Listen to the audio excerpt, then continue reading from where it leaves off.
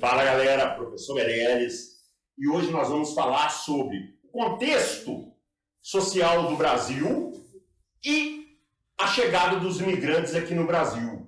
Qual será e como será feita a forma em que esses imigrantes que aqui vão chegar e aqui vão residir? O que vai acontecer? Então assista o vídeo e vem comigo. Olha, a Europa passava por uma grande crise, muita pobreza, muita fome, e as pessoas buscavam uma vida melhor. E para onde que elas vêm? Um dos lugares é o Brasil. E para contextualizar o país, é necessário lembrar o seguinte: é o período do Segundo Reinado, era um país extremamente agrário, aonde produtos como algodão, o açúcar, entre outros, principalmente produtos nordestinos, já estavam entrando numa baixa. E o crescimento do café em alta. Outro fator preponderante para a gente estar situando o país aqui.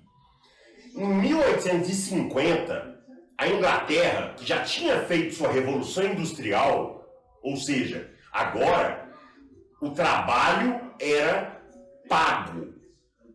Aonde se tinha escravo, não se tinha consumo.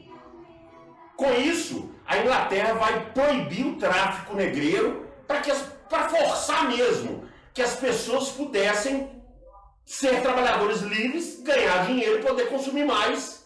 De quem? Da Inglaterra. Então não era por bondade nenhuma, na verdade. Então isso vem acontecendo. Então quando o tráfico negreiro acontece, nós vamos ter ainda compras e vendas de escravos dentro do próprio território. Porque a escravidão não foi abolida. O tráfico, sim. Lei Eusébio de Queiroz. Ok. Com isso, desde 1847, já se começou a trazer inicialmente portugueses para trabalhar na lavoura, porque era uma mão de obra qualificada e barata. E posteriormente, já em 1870, isso vinha acontecendo gradativamente. Isso não parou desde 1847, não. Em 1870, o Brasil passa até a fazer propaganda para a Europa para que os imigrantes viessem para o Brasil para ter uma boa vida, com dois fatores: para ter uma mão de obra qualificada e barata e para povoar a região, principalmente a região do sul, que estava desabitada. E uma outra coisa, habitando a região ali, você privava de uma possível invasão. Essa era a ideia.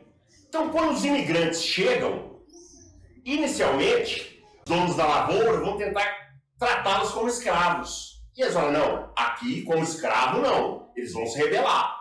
Muitos vão até para os centros, vão até para outras regiões, mas ficar na lavoura não. Outros sim. Outros, inclusive no sul também, vão criar lavouras, vão criar comunidades, e vão ter dois tipos: a comunidade que vai trabalhar no campo e a comunidade que vai lá para o sul, que vai manter até a sua própria cultura ali. Agora, uma coisa também é interessante a gente estar citando, é que desde que o Brasil se torna Brasil, pode-se dizer que o Brasil sempre foi colonizado. Por quê? O que havia antes eram os nativos. E a partir do momento que chega europeu, que chega africanos, já é uma colonização, forçada ou não. Então o Brasil já foi criado no que muitos autores chamam de mestiçagem. O Brasil já fazia a miscigenação desde o seu início. Agora, a cultura também vai ser um outro fator. É o que a gente chama de uma mudança socio-territorial. Então, dentro do território brasileiro, isso vai ser essencial. E nessa segunda leva, que eu estou chamando dos imigrantes do século XIX que vão vir para o Brasil, também vão contribuir para isso.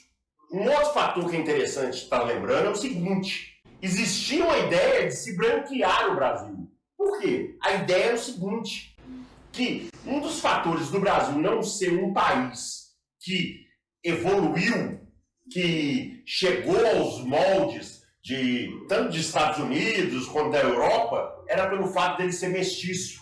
Então, que a falta de branqueamento é que era a razão fundamental do Brasil não ter crescido e se tornado uma grande potência. Então, esse é um fator. Então, olha só o que vai acontecer. Nós vamos ter dois fatores, o colonato e a parceria. Outro ponto importante salientar nesse momento. Não era qualquer branco que eles queriam aqui no Brasil. E, se possível, católico. Apesar que depois isso foi deixado de lado até pela necessidade. Chegou a vir, até chineses vieram para o Brasil, japoneses, inclusive africanos livres. O que existia na época era o seguinte, uma nova forma de racismo. Se anteriormente o racismo era explicado pela religião, agora o racismo era explicado pelo darwinismo. Eles diziam, né, isso é uma pseudociência criada pelos racistas, que existia um grau de hierarquia de capacidade, quem era superior e quem era inferior. Então, isso não mudou. Apesar das pessoas serem livres ou não, trabalhar de forma livre ou não, esse fator sempre pesou. E eles pegavam pela ciência. Não, a própria ciência fala isso. Olha o formato do crânio das pessoas, é uma pseudociência, né? Mas são esses imigrantes que vão trazer a mão de obra, povoar o Brasil e reformular a cultura. Então a gente pode dizer isso. Outro ponto que é bom citar é o seguinte: existia um sistema que famílias faziam parceria com o governo e também existia grupos que conseguiam as coisas e montaram sua vida ali no Brasil. O Brasil chegou, inclusive, a fazer uma política de imigração, ou seja, trazer pessoas para o Brasil, porque o Brasil era uma porta de entrada para essas pessoas que estavam passando por crise. E o Brasil precisando de pessoas.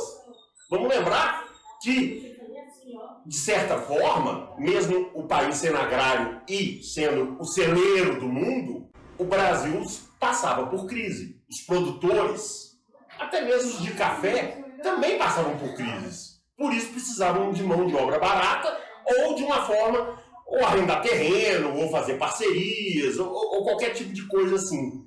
É bom que isso fique bem claro qual que é o contexto que eu estou falando que os imigrantes chegam no Brasil. E as judias, que aqui chegam e vão se tornar prostitutas, elas chegam no Brasil como forma de tráfico humano, não que não existisse, mas era uma forma dos europeus também ganharem alguma coisa, né? Então, trazer para o Brasil, e os próprios brasileiros também contribuíram para isso. Então, fica a dica, segue, comenta, compartilha, curte, indica para seus amigos, para sua mãe, para seu pai, para seu cachorro, para seu avô, para todo mundo. E vem comigo que no caminho eu te ensino.